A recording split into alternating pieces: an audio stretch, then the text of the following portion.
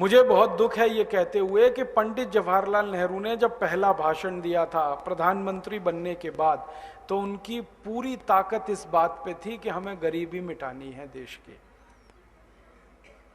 और पंडित जवाहरलाल नेहरू 17 साल इस देश की गरीबी मिटाते रहे, और गरीबी है कि मिटती ही नहीं।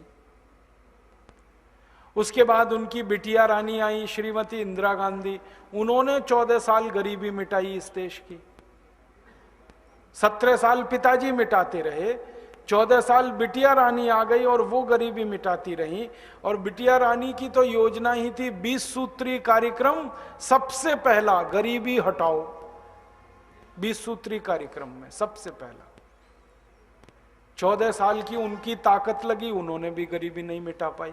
फिर उनके बेटा राजा आ गए राजीव गांधी, वो 5 साल लगे रहे गरीबी मिटाओ। और उसके बाद तो पूरी प्लाटून है, आप जानते हो, नरसिम्हा राव आए, उस बीपी सिंह आए, चंद्रशेखर आए, देवेगौड़ा आए, इंद्र कुमार गुजराल आए, श्री अटल बिहारी वाजपेयी आए, और अब मनमोहन सिंह आए हैं। सब गरीबी मिटाने में लगे हुए हैं, और गरीबी मिटती ही नहीं, बढ़ती ही जाती है, बढ़ती ही जाती है। ये गंभीर समस्या है। अब और एक बात बताता हूं, संयुक्त राष्ट्र महासंघ सारे दुनिया के देशों की और एक रिपोर्ट बनाता है, एक तो सबसे गरीब देश, और हर साल वो बताता सबसे अमीर देश दुनिया में, वो भी कौन है। अब हम सबसे गरीब देशों में आते हैं दुनिया में, और सबसे अमीर देशों में जिस देश का नाम है नंबर 1, वो स्विट्जरलैंड। स्विट्जरलैंड सबसे अमीर देश दुनिया का। उसके बाद एक देश है, उसका नाम है स्वीडन, सबसे अमीर। फिर एक तीसरा देश है, उसका नाम है डेनमार्क, सबसे अमीर। फिर एक चौथा देश है, उसका नाम है स्पेन, सबसे अमीर। ऐसे देशों की सूची, फिर अमेरिका, कनाडा आदि आदि उसमें सब आते हैं। तो दुनिया में सबसे अमीर देशों में स्विट्जरलैंड, और दुनिया के सबसे गरीब देशों में भारत। अब दोनों देशों को समझने की कोशिश करता हूं तो कोई बात समझ में नहीं आती। जैसे स्विट्जरलैंड कैसे सबसे अमीर देश हो सकता है, क्योंकि वहां तो कुछ नहीं होता, कुछ नहीं होता उस देश। कुछ नहीं होता से मतलब कुछ नहीं होता, ना खेती होती है, ना उद्योग चलते हैं, ना कोई व्यापार होता है, ना कोई लेन देन होता है, वहां कुछ नहीं होता। खेती नहीं है तो कुछ नहीं है। खेती क्यों नहीं होती स्विट्जरलैंड में?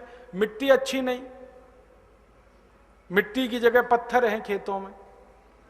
और पत्थर क्यों है वहां के खेतों में? क्योंकि साल में 8 महीने बर्फ पड़ती है, और बर्फ के नीचे जो मिट्टी ढकी रहती है ना 8 महीने तक, वो मिट्टी पत्थर जैसी हो जाती है, बर्फ जैसी। अब जहां के खेत में 8 महीने बर्फ जमा रहे, वहां तो घास का तिनका भी नहीं उगता खेत में। और जिन खेतों में बर्फ ही बर्फ जमा रहे, वहां कितना ही अच्छा बीज डालो, अंकुरण ही नहीं होगा। खेती नहीं है उनके यहाँ। उद्योग इसलिए नहीं है क्योंकि कच्चा माल नहीं है उनके पास। अगर आपको उद्योग चलाने हैं तो कच्चा माल तो चाहिए, रॉ मटेरियल, वो तो खेत में से आता है, वो कारखानों में थोड़ी बनता है। तो उद्योग तो उन्हीं देशों में होते हैं जहां पर खेती अच्छी होती है। अब स्विट्जरलैंड में खेती नहीं तो उद्योग नहीं। एक उद्योग चला करता था वहां थोड़े दिन पहले तक, घड़ी बनाने का, रिस्ट वॉच बनाने का, अब वो भी बंद हो गया। क्यों बंद हो गया? तो वो लोग कहते हैं कि चाइना नाम के देश ने इतनी सस्ती घड़ियां बनाना शुरू कर दिया है कि सारा स्विट्जरलैंड पिट गया उसमें।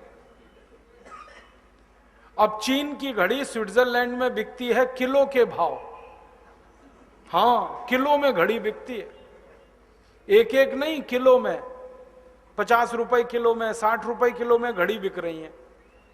तो कौन खरीदेगा स्विट्जरलैंड की इतनी महंगी घड़ी? तो वो उद्योग भी बंद हो गया। व्यापार उनके पास कुछ है नहीं, क्योंकि कुछ पैदा नहीं होता, ना खेत में ना उद्योग में। लेन देन किसका करेंगे? तो आप पूछोगे ये जिंदा कैसे है ये देश? ये दूसरे देशों से खाने पीने का कुछ माल ले लेता है स्विट्जरलैंड, और अब उनके जंगलों में कुछ जानवरों का मांस वो पैदा कर लेते हैं, मार पीट के जानवरों को, उसी में से जिंदगी चलाते हैं। लेकिन है दुनिया का सबसे अमीर देश। अब भारत की तुलना करें स्विट्जरलैंड से, भारत में सब कुछ होता है, खेती तो इतनी अच्छी है इस देश में कि दुनिया के किसी देश में ना हो। भारत में औसतन साल में 4 फसल होती है। दुनिया के जिन देशों में खेती होती है ना, वहां साल में 1 ही फसल होती है, भारत में 4 है। और 4 फसलें जिस देश में होती हैं, उस भारत देश के फसलों में 2000 से ज्यादा वस्तुएं पैदा होती हैं।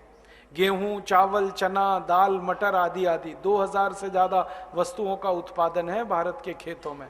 कोई मामूली बात नहीं है ये। अब जिस देश में खेती अच्छी होती है, क्योंकि मिट्टी अच्छी है। मिट्टी दुनिया में शायद ही किसी देश में है जो भारत में। भारत की मिट्टी की विशेषता है, नरम बहुत है, मुलायम है मिट्टी, और इतनी नरम है कि खाली 2 बैलों की जोड़ी और 1 हल से इस मिट्टी को उलट पलट कर सकते हैं। यूरोप और अमेरिका की मिट्टी इतनी कठोर है कि वहां मिट्टी को उलट पलट करने के लिए 100 हॉर्स पावर का ट्रैक्टर लगता है। यहां अगर ट्रैक्टर हम चलाते भी हैं ना, तो 10 हॉर्स पावर से ज्यादा की जरूरत नहीं है, क्योंकि मिट्टी नरम है। अमेरिका, यूरोप की मिट्टी कठोर है, तो 100 हॉर्स पावर के ट्रैक्टर से कम पे बात नहीं बनती। मिट्टी नरम है। मिट्टी नरम होने के साथ साथ पानी मिलता है इस देश को, बारिश का भरपूर मिलता है। ये अलग बात है कि बारिश के पानी का हम प्रबंधन नहीं कर पाते, मैनेज नहीं कर पाते, वो बह के समुद्र में चला जाता है। लेकिन बारिश का पानी भरपूर है इस देश को। अभी भी बारिश बहुत कम हो गई है, फिर भी जरूरत से ज्यादा हमें पानी मिलता है बारिश का। मैंने एक बार हिसाब निकाला था कि 1 साल में औसतन अगर इस देश की बारिश पकड़ी जाए 100 इंच, तो हमारी जरूरत से 30 गुना ज्यादा पानी हमें देता है भगवान। 30 गुना।